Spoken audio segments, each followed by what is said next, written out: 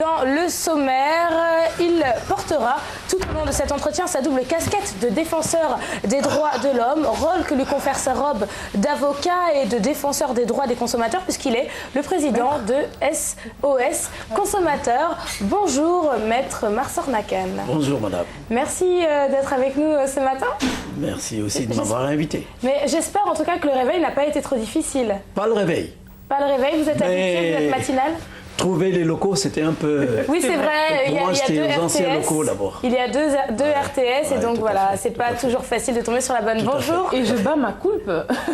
En fait, oui, c'est vrai que je me suis trompée ou je n'ai pas précisé justement qu'on était en face de Sorano. Et c'est vrai que ce sont de vieux studios. Oui. Et bon, c'est pas évident de savoir qu'il y a une partie de la RTS, il y a une partie des programmes qui sont diffusés là. Mais en tout cas, on ne t'en tient absolument pas rigueur, Nafissatou. Ce sont des choses qui arrivent. Tu es tellement habitué que parfois, bon, on ne se sent pas vraiment voilà, d'en parler. En tout cas, bonjour Nafissatou. Bonjour Léa. Comment vas-tu ce matin? Très ravie de te retrouver comme tous les matins. Également. Et puis ravie de retrouver notre invité. Oui, tout à fait. Notre invité que tu as présenté avec brio, donc Maître Marsornakan, il a pignon sur rue, personne ne le présente plus, même les consommateurs le connaissent parce que vous êtes en même temps le président de SOS Consommateurs, en même temps que vous vous occupez de votre cabinet. Alors peut-être une petite question, la question numéro 0, comment vous faites justement pour faire tout ça? Merci d'abord de m'avoir invité à ce plateau d'excellence parce que ça fait très longtemps que je suis cette émission. Et j'avoue que je vois à travers ce que vous faites beaucoup d'efforts, de perfection. Et vraiment, je vous félicite et je vous encourage. Merci, et croyez-moi, je l'ai dit à Nafissatou, ce n'est pas une clause de style, ce n'est pas aussi un compliment. Mais ce sont des constatations et spontanément, je vous le dis, ça fait toujours plaisir. Du courage. Merci. Et vraiment, c'est très bien. Alors, comment je me débrouille pour assurer l'ensemble de mes activités? Parce que, outre les activités de défense des consommateurs et celui d'avocat, je suis également un homme politique, avec des activités politiques évidemment au ralenti, parce que pour nous, les circonstances demandent à ce que les gens se calment. Donc, j'essaie de faire comme tout le monde, c'est-à-dire j'essaie de m'organiser pour faire ce que j'ai à faire, pour exécuter les programmes que nous avons définis, pour essayer de me rendre le plus utile possible à mes concitoyens et à mes clients. Donc c'est un effort d'organisation permanent, c'est un effort permanent d'organisation et il faut souhaiter être en bonne santé parce que notre capital c'est la santé. Donc vraiment c'est assez difficile, mais il y a des gens qui font beaucoup plus que moi et qui s'en sortent quand même.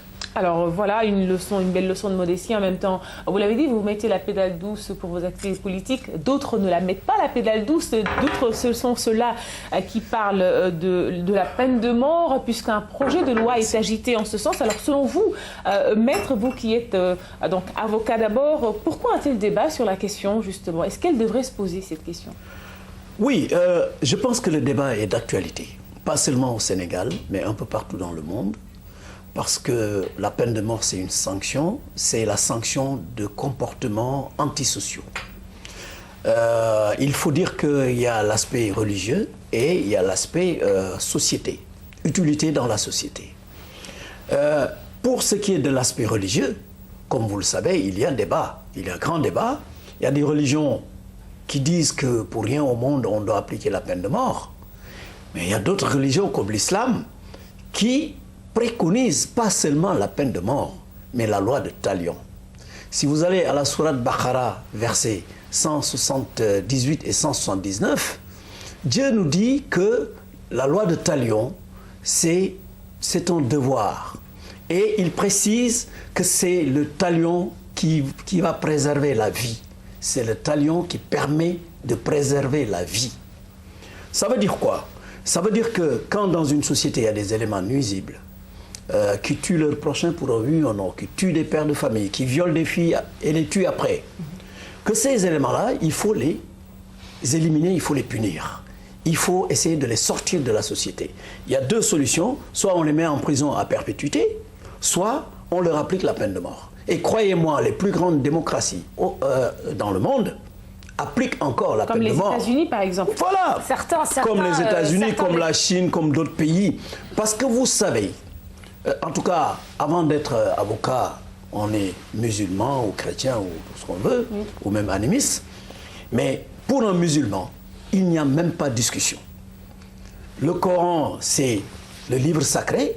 Le Coran explique pourquoi la loi de Talion, pas la peine de mort, je le précise. Alors à côté, maître, à côté du Coran ou à côté donc de la Bible, de la Torah ou d'autres textes donc, qui se réfèrent à la religion, notre pays, donc des pays comme le nôtre ont ratifié plusieurs conventions relatives justement aux droits de l'homme. Alors agiter aujourd'hui une telle question, ne serait-ce pas un recul démocratique quand même? Parce que c'est vrai qu'il ne faut pas aussi oublier que le Sénégal a eu à appliquer la peine de mort. C'est exact. Et croyez-moi, ce n'est pas un recul démocratique. Ça, c'est des discours. Donc vous êtes vraiment, vous êtes pour l'application de la peine de mort? Moi, je suis pour la peine de mort et ça fait plusieurs années, ça fait des années que je défends cela. D'abord parce que je suis musulman, donc les prescriptions du Coran, je les accepte et je les applique. Et deuxièmement, j'estime que c'est une peine qui est utile dans la société. Mais nous sommes dans une république laïque. Oui, même laïque ou pas laïque, la peine de mort, laïque, même si une la peine de mort n'est pas une sanction religieuse. Oui. C'est une sanction de la société. C'est un choix de sanction à côté des travaux forcés, à côté des travaux forcés à temps ou en perpétuité, à côté des sanctions d'emprisonnement. Il y a la peine de mort. Maintenant, il y a la façon de l'appliquer. Et aussi, il y a l'utilité.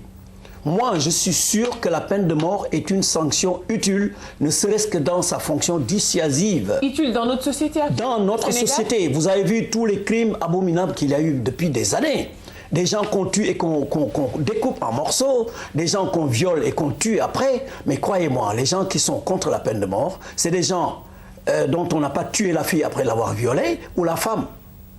Donc, j'ai eu à poser ces questions depuis des années, il y a eu ce débat-là. Il est latent, il est en sourdine, mais le débat existe parce que c'est un débat de société. C'est extrêmement utile pour certains, d'autres pensent que ce n'est pas utile. Donc il y a un choix. Mais en tout état de cause, le Sénégal est une république qui évolue. À un moment, il y a eu la peine de mort. À un autre moment, on a estimé qu'il fallait la supprimer, on l'a supprimée. Mais il arrive un moment, et c'est maintenant que d'autres se lèvent en pensant que c'est utile, qu'il faut restaurer la peine de mort. Moi, ça fait plus de 10 ans que je plaide pour qu'on restaure la peine de mort. Il faut choisir entre les droits des victimes qui sont sauvagement tuées et les droits de personnes qui ne sont pas utiles à la société, qui sont nuisibles à la société. Bon, Monsieur Kane, alors, Maître Kane, nous l'avons bien compris, vous êtes catégorique par rapport à la question. Pour vous, la peine de mort doit être réinstaurée dans notre pays. Donc, on l'a vu, Nafissatou l'a dit, il y a deux écoles vraiment qui semblent s'opposer par rapport à la question. Donc, il y a les défenseurs comme vous de la charia, et puis aussi ceux qui défendent les droits de l'homiste, et donc qui s'arc-boutent sur le principe de la laïcité. Donc, vous nous l'avez dit, le vent islamiste y est pour quelque chose, puisque absolument pas. Absolument le vent islamiste n'y est pour rien? Absolument pas. Je vous dis que ce débat a toujours existé au Sénégal et ailleurs. C'est un choix de société, c'est un choix de sanction pour éradiquer les crimes qui continuent à se multiplier. Il y a des gens qui vous disent, vous parlez des droits de l'homiste, mais on ne peut pas être plus droit de l'homme que le mon Dieu qui a créé l'homme. Donc, quand des gens disent que oui, nous on défend les droits de l'homme, on ne doit pas tuer le criminel. Mais le criminel, il a tué des innocents. Mais est-ce qu'on doit appliquer... Parfois c'est des enfants. Parfois c'est des enfants. Aux États-Unis, comme vous l'avez cité tout à l'heure, on continue à pratiquer la peine de mort. Dans certains États. Dans certains États, mais il faut voir comment on l'applique. Parce que quand on prend un criminel qui a tué, on le condamne à la peine de mort, mais on le laisse dans les couloirs de la mort. Pendant 20 ans, 30 ans, il a eu le temps de s'amender, il a eu le temps de se transformer, parfois même de se convertir à une religion, de même faire des livres. Oui.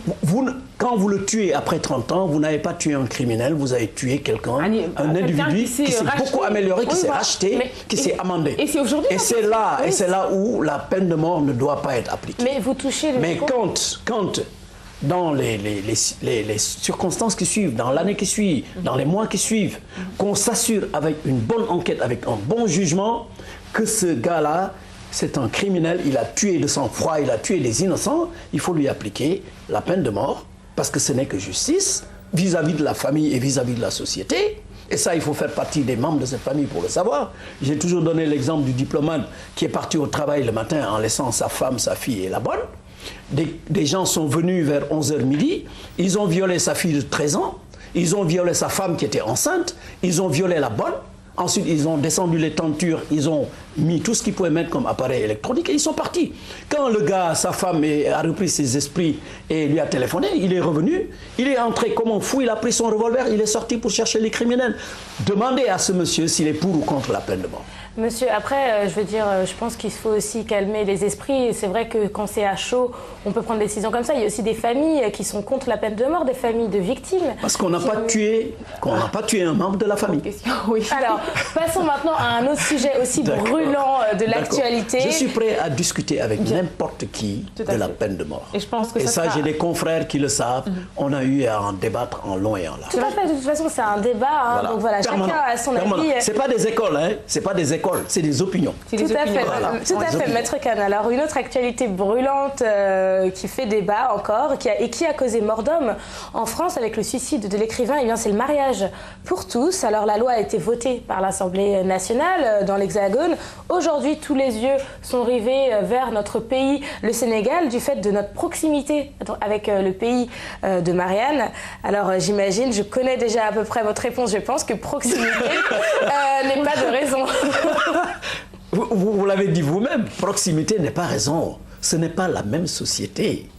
Nous, société sénégalaise, nous avons des traditions, nous avons des cultures religieuses. Maître, je vous coupe tout de suite, excusez-moi. Oui, c'est vrai qu'au tribunal, vous avez l'habitude d'être coupé par d'autres confrères, peut-être pour que les débats soient succulents et même voilà, qu'ils accèdent à la vérité. Mais, Maître, quand même, vous dites qu'on est un pays de tradition, etc. Mais l'homosexualité a toujours existé sous nos cieux, quand même. Depuis l'Antiquité, ça a toujours existé. Oui. C'est quelque chose qu'on a caché. C'est une des tares de la société. Dieu a prévu dans sa société des gens qui font du bien et des gens qui font du mal. Donc là déjà, ça contredit ceux qui disent que l'homosexualité a été importée aussi lors de la colonisation, etc. Ça existe dans toutes les sociétés. C'est comme la prostitution, c'est comme la prostitution, c'est comme les déviances sexuelles, etc. Comme le viol. Ça a toujours existé dans la société parce que c'est inhérent à l'existence de l'homme. Il y a des gens bien, il y a des gens qui ne sont pas bien. Et Dieu dit dans le Coran, il pose la question, est-ce que vous croyez que je vais traiter de la même façon les gens qui font du bien et les gens qui font du mal? Si Dieu est juste, il ne doit pas traiter de la même façon les gens qui font du bien et les gens qui font du mal. Parlant de l'homosexualité et du mariage pour tous, comme vous dites, mais c'est contre nature, parce que le fondement de la famille légitime, c'est le mariage entre un homme et une femme. Maintenant, que la société occidentale puisse être développée jusqu'à prévoir le mariage pour tous, entre deux hommes, entre deux femmes, etc., c'est une déviance. C'est une déviance.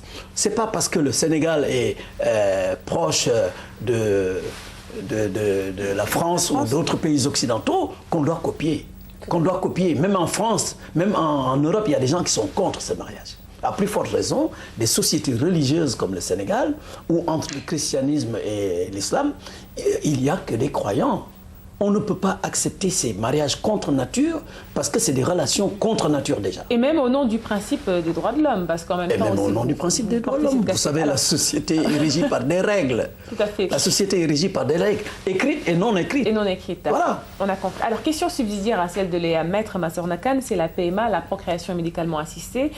Aujourd'hui, qui dit couple, évidemment, et vous l'avez dit dans votre assertion, qui dit couple dit forcément procréation, ou désir en tout cas de procréation. Et au nom de ce principe, justement, est-ce qu'on a le droit d'empêcher à des couples homosexuels, justement, de recourir à cette procréation médicalement assistée? Et c'est une question difficile, hein, parce que...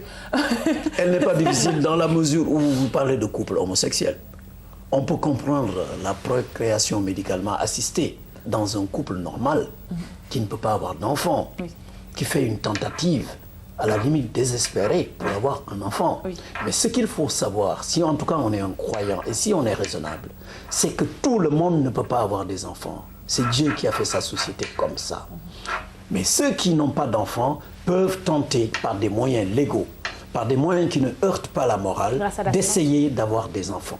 Donc la procréation médicalement assistée, tant qu'elle n'est pas contre l'ordre public et les bonnes mœurs, tant qu'elle ne viole pas les règles de la société, c'est acceptable. C'est des recherches médicales, c'est des pratiques médicales. Encore qu'il faut que ça soit réglementé pour qu'il n'y ait pas des abus, qu'il n'y ait pas de dérives. Donc c'est tout à fait normal qu'un couple qui n'a pas d'enfant essaie par tous les moyens légaux, par tous les moyens qui ne heurtent pas la morale, d'avoir des enfants. C'est tout à fait légitime, mais pas des homosexuels. Pas des homosexuels. Voilà. Alors c'est clair, votre position est tranchée. Alors pour terminer, nous allons au marché, si vous le permettez, puisque vous êtes aussi là pour les consommateurs. Aujourd'hui, le Sénégal est à l'heure de l'homologation des prix. Toute l'actualité hier, dans toutes les télévisions et tous les journaux en ont parlé. Alors notamment avec le riz brisé non parfumé, je pense, dont le prix a baissé. Autre denrée, même mesure, l'État est dans une posture apparemment de faire respecter les prix. Mais est-ce que c'est le cas actuellement à Dakar et dans les régions? Ça, je crois que l'avenir proche nous le dira. Dans quelques jours, dans quelques semaines, on saura si les mesures sont appliquées, applicables et appliquées. Parce qu'il faut reconnaître que l'État du Sénégal fait beaucoup d'efforts pour satisfaire la demande sociale, notamment la baisse des prix. Mais les mesures qui sont prises actuellement, je considère que c'est des mesures provisoires, c'est des mesures d'urgence et qu'il faut définir une politique globale de gestion des prix. Et ça, nous attendons. C'est une politique qui doit être réfléchie, qui doit être concertée pour pouvoir aboutir à une politique globale, applicable, avec des moyens en hommes, des moyens matériels, des moyens financiers. Il faut vraiment une grande organisation et nous avons l'intention de faire des propositions aux autorités de la République. Quel type pour de ça. propositions, peut-être pour terminer? Des propositions globales pour définir, comme je dis, une politique de gestion des prix. Il ne s'agit pas simplement de réduire les prix de quelques denrées. Parce que, par ailleurs, vous avez les loyers, vous avez les frais médicaux, vous avez beaucoup de choses, les frais de transport, etc. Le coût des hydrocarbures, tout ça, c'est des prix, c'est la gestion des prix. Il faut une politique globale, il faut une politique concertée entre tous les acteurs, et c'est l'État qui doit veiller, une fois qu'on a défini la politique et défini les règles, il appartiendra à l'État de faire appliquer, en se dotant de moyens suffisants pour faire appliquer la loi. Maître Massornakan, je vous remercie d'avoir... C'est moi qui vous remercie et vous encourage encore pour ce plateau d'excellence. Vraiment, pour votre âge, j'estime que vous faites des efforts très louables. Comme on dit, la valeur n'attend pas le nombre des années. Et je vous félicite et je vous encourage. Merci, Maître Massornakan. C'était un plaisir en tout cas de vous recevoir sur ce plateau. Et puis vous revenez quand vous voulez, c'est chez vous ici. Merci Léa, merci Nafi. Merci Nafissatou. On se retrouve tout à l'heure pour les stars du jour, en tout cas avec le JT rappé de Rouman et Casey. Et puis tout de suite, un petit peu encore de la musique, parce que c'est vrai qu'on en a déjà eu dans Ken Keliba, mais on n'en a jamais assez. C'est l'heure du clip du jour.